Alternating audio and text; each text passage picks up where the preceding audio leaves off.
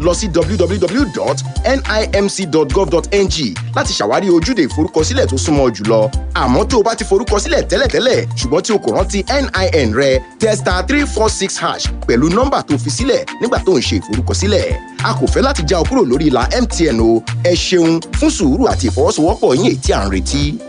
Everywhere you go, MTN.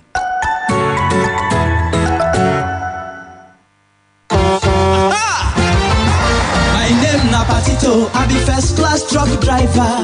Yes, it's Panadol Extra Caplets. Panadol Extra is now also available in a smaller pack of 4 caplets at only 50 naira. Same Panadol Extra Caplets that relieves headache, backache, muscle ache, menstrual pain, and toothache. If it's not Panadol, it's not the same thing as Panadol. If symptoms persist after 2 days, consult a doctor. Panadol Extra contains paracetamol and caffeine. Not recommended in pregnancy and children under 12. Hello? Oh, yeah, madam, talk. I dey hear you. Hey, so take your tipule. Okay. Use your chalk. Draw long horizontal line. Not do vertical. When you draw finish, remove 3 inches. Then add ½ inch. Divide the circumference of the underbust and then add the total support of the upper bust. Make sure say the fabric is not 1 inch longer or 1 inch shorter. All this measurement for small blouse. There's a simple way out. Even with banking, you can now send money and pay bills with Stanbic IBTC 3S Bank. Madam, use this pattern to cut what you want. SMS help to 30909 to get the simple way out now. Stanbic IBTC. It can be. Oh, Khalifa, is that the last cup of Bonvita? Yes. Oh, no. Well, you can take it. It's okay. You have it. No, you take it. No, have it. Children, you can both have some because there is more for everyone. When we show more kindness to each other, we help to spread the warmth of Ramadan. And with 10% more inside every 500-gram pack of Cadbury Bonvita, there's even more warmth to go around. Ramadan Kareem.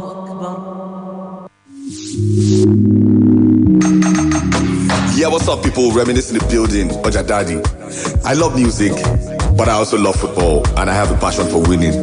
That's why I've become Frapapa brand ambassador, aka the chief frap star. Frapapa is the new revolutionary sports betting platform in Nigeria with better features, better odds, and bonuses to help Nigerians win.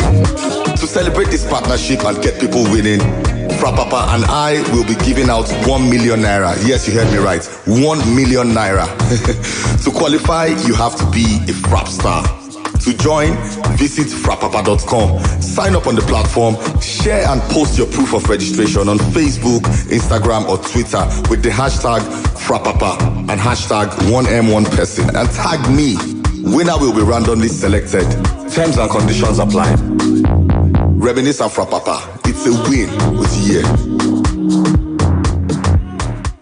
It's yet another exciting Easter promo with Samsung. You can enjoy amazing offers during this Easter extravaganza promo. Buy any S21 series and get 45,000 naira prepaid card. Get a cover with the purchase of Samsung Galaxy A72, A52, and A32. You also get 25,000 naira off Galaxy A71, A51, and A31, and 3,000 naira airtime on select Samsung Galaxy device. Offer valid while stock lasts. Now, where's that big mouth? Today was just one of those days. Woke up by 5, made breakfast, went to work, did my job, then my Oga's work, then Oga's work, came home, made dinner, and now nothing can stop me from enjoying my rich, smooth, refreshing Dubic malt. Enjoy the silky smooth taste of Dubic malt. Dubic malt. Crown the moment. Do you know that one stream of income cannot create your desired future wealth? More men have become great through practice than by nature. Thanks to Forex trading, you can now make more money daily using your mobile phone, laptop, or any internet-enabled device. Let Handtech Markets, a multi-tier regulated forex brokerage firm with over 30 years experience, show you how. At Handtech Markets, we offer free trainings, an award-winning signal providing tool, fast deposit and withdrawal options, outstanding customer service, and much more.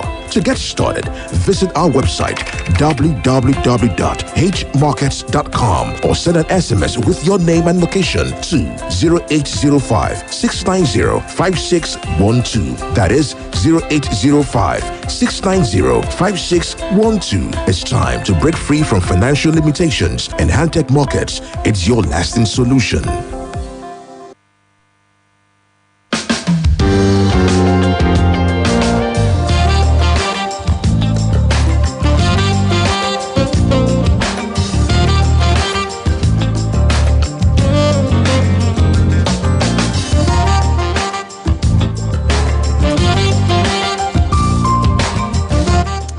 All right, thank you so much for staying with us here on Splash 105.5 FM. It's 8:23. You're listening to Beyond the Surface for Thursday, 15th day of April 2021. My name is Charity Jerome, and we're just about getting into conversation. In case you just joined us, you haven't quite missed much. And let me let you know that we are streaming live on Facebook, so you can join us there on that platform. Leave your comments as well if you might. We'll be taking those eventually as the show proceeds. It's at Splash FM 1055 on Facebook. That's how you find us, Splash FM 1055 on Facebook. Just before I get Mrs. Yemi Taiwo Alabi on the line, Amnesty International had quite an interesting report published yesterday to mark the 7th year anniversary of the abduction of the Chibok girls, and some very salient points were made. Nigeria, 7 years since Chibok.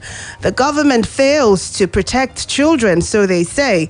No accountability for crimes against children by Boko Haram and other gunmen. Over 600 schools closed for fear of abductions. Authorities repeatedly failed to protect schools despite several abductions.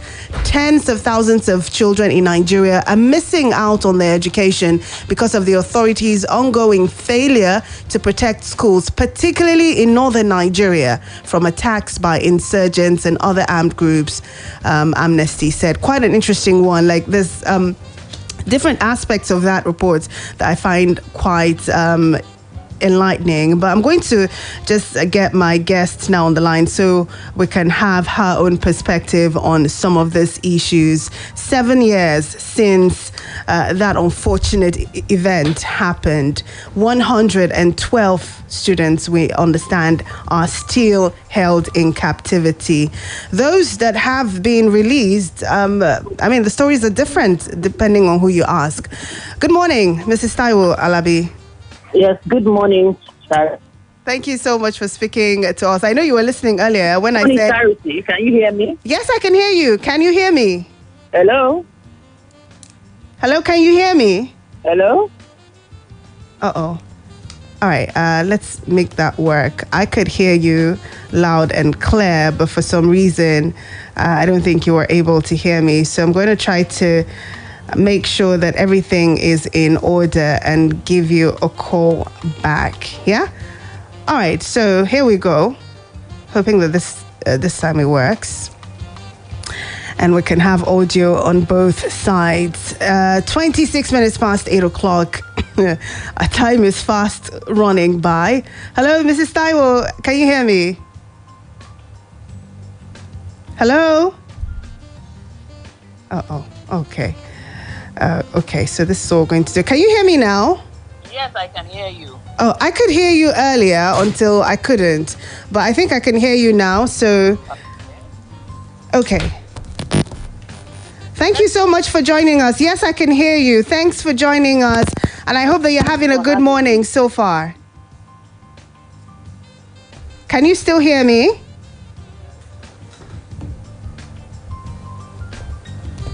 Hello? Madam Yemi? Okay. This is typical example of village people trying to scuttle things up there. But while my studio manager helps me to fix that issue, let me give you more on the report by Amnesty International. Yesterday marked 7 years exactly that the over 270 schoolgirls were abducted by the armed group Boko Haram in Chibok. Although most escaped or were later released, more than 100 girls remain in captivity. Can you hear us now? Yes, I can hear. Great. Please lower the volume. I could hear. Yeah, I've done that. Great. I've done that. Yeah. Thank God, finally. Welcome to the show. Glad to have you here. Thank you for having me. Okay, seeing as we've spent some minutes trying to figure out the connections, let me just get straight to it. I don't want to assume how you feel about this situation 7 years down the line. So tell us, the knowledge that some of these girls are still in captivity, the government says there is still hope for their release. How does all of that, how that? Okay, so we woke up to that horrible tale about 7 years ago, and it's about 2,549 days that these girls have been in captivity. Quite a number of things have happened since then. I think about 3 days after that, a number of the girls escaped and were able to find their way back to their villages after about 2 days. So about 5 days after that, 14th, about 20-something of the girls returned home. A number of them were also able to, were negotiated by the government. We got a number of them back. And I think 2017, we had about 100. In January this year, an undisclosed number. Till now, we do not have a number, but at least we've been able to establish that some of them, when there was this constant raid by the soldiers on Sambisa, some of the girls escaped or were rescued by the soldiers. I particularly remember the military denying that, Madam Yemi. Because at least I know there is one. At least we know of one who has made contact with her parents.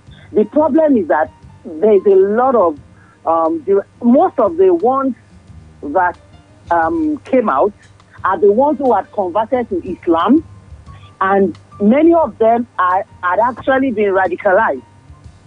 In the morning, when you and Barita were discussing, he was talking about the fact that some of these people, even when you want, because of the proximity that they have stayed with their abductors over the years, they have come to trust them. They have even come to love them. Yeah, I was hoping to get, on this first question, I was hoping to get your personal sentiments concerning the fact that some of them are still in captivity this long. How does that make you feel? Look, the trauma of being restrained from your original filial ties is a trauma no human being wants to ever experience. And if you have spoken with even our people who have been kidnapped 5 days, 3 days, 1 week, you will realize that, look, as a woman, and I was once a girl, I cannot for the life of me put myself in this girl's shoes. I cannot. It's beyond something I can imagine. And Absolutely. It's not something I pray to ever experience. So I would rather not take myself to that level of, imagining how it feels. For myself. Yes. At the center of this is government's failure, particularly government's failure in securing schools for school children. The Chibok school where this happened, we're told, is still under construction 7 years down the line. It kind of points out to whatever kind of commitment to really securing schools or making the situation better for children in that part of the country the government claims to have. And on its part, it says it has done a lot. Would you agree that the government has shown enough commitment for people to see that it really wants people to go back to school and is ready to make the schools secure for children who are seeking education? Okay, so in the last 10 years, over a period of 10 years, we have about 500 schools have been completely destroyed. burnt down, broken down. We have at least, as of today, 800 schools in the north, just in the northeast, and a few in the northwest are closed as we speak. The figures may have even gone higher. Since we had the Kankara and the Kaduna. Amnesty puts it at 600, actually, those that are closed at the moment. There are 800 schools are closed. And we have at least, in the last 10 years, 2,000 teachers have been killed at their DC posts. That is sad. So, when you see, I have to give these figures, because when you look at, in 2014, at about the time this horrible event happened, Nigeria was at the brink of hosting the World Economic Forum, if you remember. And at that World Economic Forum, Gordon Brown, who was the Prime Minister. Yes, and was the UN Special Envoy on Global Education. He made a commitment. It was there they had this interactive session, and they came up with the Safe School Initiative, which are being used in other parts of the world to, these are supposed to be, vulnerable grounds. Hospitals, schools are places where militants should not go to. Wars are not fought on those grounds. But of course, we are fighting with people whose idea is Boko Haram, that the Western education is Haram. And so, at the beginning, they targeted girls. Hello, can you hear me? Yes, I can hear you loud and clear, yes. So they targeted girls. I wonder what was on their mind. They targeted these girls. Of course, we know that schools like Bonny Yadi, Federal Government College, Bonny Yadi, were also attacked and boys taken away. Some of those boys have gone on to become gang commanders in their militant camps. But at that time, they targeted these girls. And I think that the Safe School Initiative was supposed to be a model that should be not reactionary. I remember that in your conversation this morning, we also talked about reactionary. I think the federal government is too reactionary. There has to be some form of visionary movement that enables you to plan for what has not happened. But that is not what we are seeing. And so we still have this. The schools are not safe. That is why it appears as if the number of schools that are having to be closed are increasing. And it will continue to increase. Because the schools are not safe, they are vulnerable, and we are dealing with a set of people who do not engage the government on rules. They don't have rules. Those people, I'm talking about the Boko Haram, the terrorists, they have no rules. They follow no rules. While the government on the other side is forced to engage with them on rules. Would it be totally realistic, Madam Yemi, to expect the government to provide the kind of security that is required for all the schools across the northern part of Nigeria, regarding how large the space we're talking about is? And if there's anything that we haven't heard, we haven't stopped hearing from the government, is paucity of funds. There doesn't seem to be enough money to get this done. So given how this is, would it really, are we asking for too much by asking for security across these different schools so the children can learn? For me, the first responsibility as stated by the Constitution, I think that's the fourth schedule or something like that, is security of lives and property. Another one is at least basic education is a right. And you see, I think the federal government is trying to play. They are playing this big brother thing. If you need help, for God's sake, ask for it. The Safe School Initiative that was set up in 2014 had countries like Norway, Germany, the African Development Bank, UK. They were partners. What has happened to it? If you need help, look. If you determine in your mind that, I'm not going to feed from my enemy's table. I'm not going to eat what my enemy offers. And your friends refuse to offer you anything. If you choose to still wait for your friends, you are going to die of starvation. So why don't you take whatever help is available? Look, one of the things that was suggested then, which was actually carried out, was alternative education. And so about 2,400 of the students that were displaced were taken to federal government colleges. From about 100 of them accommodated by the American University in Yola.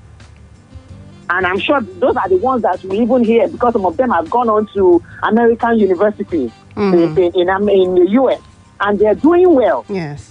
Some of them have become authors. Some of them are still here, like the one that has just written a book. She's still here, Sarah. But, we are talking about on the large scale. We cannot, the schools are not safe. The people who are sending their children to school in the north, charity, I carry and give them. I cannot. I cannot. And it makes sense. It makes sense for that fear to exist. One thing I constantly imagine is for siblings of, say, some of those girls who were abducted. Oh, no. I wonder what they would feel like. I don't imagine if I were a sister to someone who has been abducted and is still in captivity, you telling me to go to the same place or be in the same situation that led to her abduction.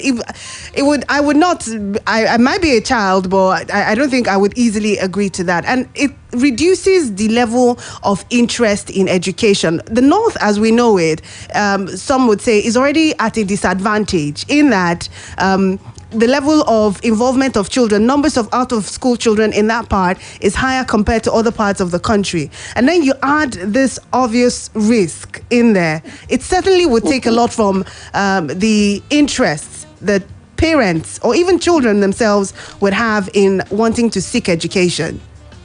This is what it is. You just said it. The out-of-school children, I think as at 2014, we had about 10.3 million. Today, we have about 13 million. And I think it is even understated because if 800 schools are closed, or 600, whatever number we want to adjust, just pull the number of students that should be in those classes. Yes. And this has been on for 10 years. The cheapest girls, the 112 of them that are still being expected, they've been missing for 7 years. That means between that time and now, you know that children actually go to secondary school now at age 9, age 10. So it means that some children, the years that they should spend in that first 6 years of basic education, they are going to go without it. They're going to go without. Look, that Chibok school was just reopened April of that year. They just brought in the children to write exam, and that's why it's like if the number was really high, because they brought them from all over, because that is a school where they have laboratories and everything. They just brought them to prepare them for their exams and to write the exam. Yeah. That school was just reopened April of that year. These people struck. So some people were still watching to see. Let's see how these ones will fare before we now children. Now look at the story. Quite unfortunate, actually. Many parents are dying because of the heartbreak and trauma that they have to go through every day on uncertainty. Talking about that, it's in the papers today, a statement that was put out by Garba Shehu, I think commemorating the 7th anniversary of abduction. He says the presidency gives assurances that the release of the remaining Chibok girls is still work in progress. No one is giving up hope here. Efforts to secure their release through various channels and activities of security and intelligence agencies remain on course. As a matter of fact, part of that has it that the federal government, the government is just as concerned as the parents and the loved ones of these children. Do you think they have shown enough to say things like this? Excuse me, Charity. In Ibadan, we have a wise saying from our elders. They will say, "Si okuba kuni agbole." That is, when we live in compounds, we inhabit compounds in Ibadan, and so they will say when an elder or somebody passes on in the compound, it will be close. That no matter we say it is all of us. Our father has died, but it will be closer. The loss will be felt by some more than others. So they can say, their government, they are free to say whatever they say. But we know those who are dying. We know those who have had strokes. We know those who have developed all manners of ailments just because of this. One of the things that the State School Initiative was to do in 2014 was also to provide funding for treatment and, therapy sessions for parents. That is one aspect of it that has not been done till today. And I'm just using this medium to appeal to government and good-spirited people. Parents, you see, those who are in captivity, who are incarcerated or wherever, they are better off. They know themselves. They know where they are. The anxieties of those who are looking out for them, it cannot be quantified. It cannot be. And so there is a need to reach out to these people periodically. Help them. Just speak to them. They don't want your money. They just want you to speak to them and give them assurances. Absolutely. And I think it is something government has to do. It's one thing to not be able to rescue the girls, and it's another thing to completely shun the parents and what suffering they might be having to face at this moment. I'm stuck on this report by Amnesty because it really quite captures a lot. It stated in that report that it had documented at least 5 more abductions of school children between December 2020 and March of 2021. The frequency of these attacks shows just how unsafe Nigerian schools have become, while the lack of justice has only emboldened the perpetrators. They also state that security forces failed to act on warnings when it was first revealed that Boko Haram fighters were heading towards Dapchi town in Yobe State, where they later abducted 110 schoolgirls from the government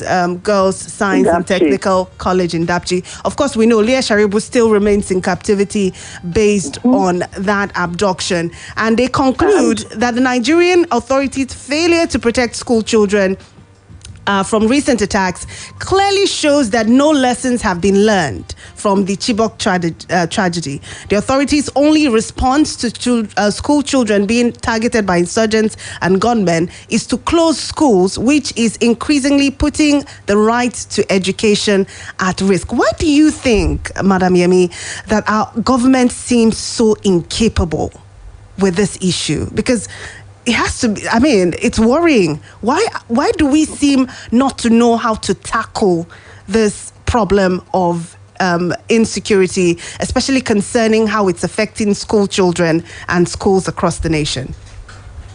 Okay, so before I answer this question of incapability or otherwise by the government, let me first say that the same thing, that even if Leah Sharibu is rescued today, that she would want to come out and stay with the rest of us, the chances are very, very little. Do you know why? Why?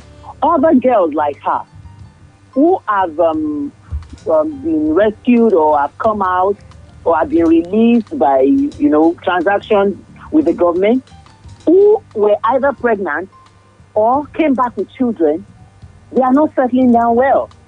They are not settling down well. The communities they have gone back to is still marked with poverty, it's still marked with insecurity. But where they are coming from, they were actually provided for. They are, I'm telling you, these are the facts of the matter. So why would a girl want to leave the comfort that she enjoys with the captives and then come to a society that does not care for her? But we're not quite sure that she's that comfortable, Madam Yemi, are we? Look, there has to be part of her that misses her family and the life that she once had. I understand that. But then there is a lot of prejudice. There's a lot of stigmatization. Well, yeah. They call them, Boko Haram wives. Okay. And nobody in the community wants to relate with them. We have just 2 more minutes left to go. So if you would respond to the issue, yes. I am sorry. I think government, number one, is too reactionary. And so they are not looking at the trends. They are not profiling and taking action based on those things. Look, when you keep as many children as you do not allow access to education, we are actually playing into the hands of the people who have said book is haram. So we are allowing them to have their way. So I think government has to do more. Make sure, even if it is in the IDP camp, the fund for safe school initiative covers, a kind of education going on in the IDP camp. Make sure that these children are being taught. Make sure that they, that they can read and write, that they are not illiterate. The ones that came out and went to the American university, they have to be tutored. I mean, even those in schools, many of them are half illiterate. So now imagine those who are not even allowed to even partake of this half education or quarter education or whatever it is. Yeah. So we cannot afford to have an entire generation cut off from education. Education is life. It illuminates. It makes one to be able to think right. And you are able to read into the minds of other people and contribute your own quota to society. Madam Yemi Taiwo-Alabi, thank you so much for speaking to us this morning. Totally appreciate your thoughts and your comments. God bless you. God bless Flash FM. You too. Thank you. Enjoy the rest of your morning. All right, so that's it. The conversation that we'll continue to have. I remember in the morning I was telling Barrister that it seemed like we only talk about these issues when we're marking anniversaries, and then we go back and forget. We don't pay enough attention to the situation until maybe there's a spotlight placed on it. I think it's something we need to put more pressure on the government of the state, of the nation on. I mean, the comments by the governor of Borno State saying, take a second, imagine what life would be like for the parents of these children. It is something that we should all, attempt to at least understand and speak to the government to do something about. I lack the words, but that's it on the show for this morning. I hope that you go ahead and have a good day, and I pray we'll be far from unfortunate events and incidences. My name is Charity Jerome. Good morning.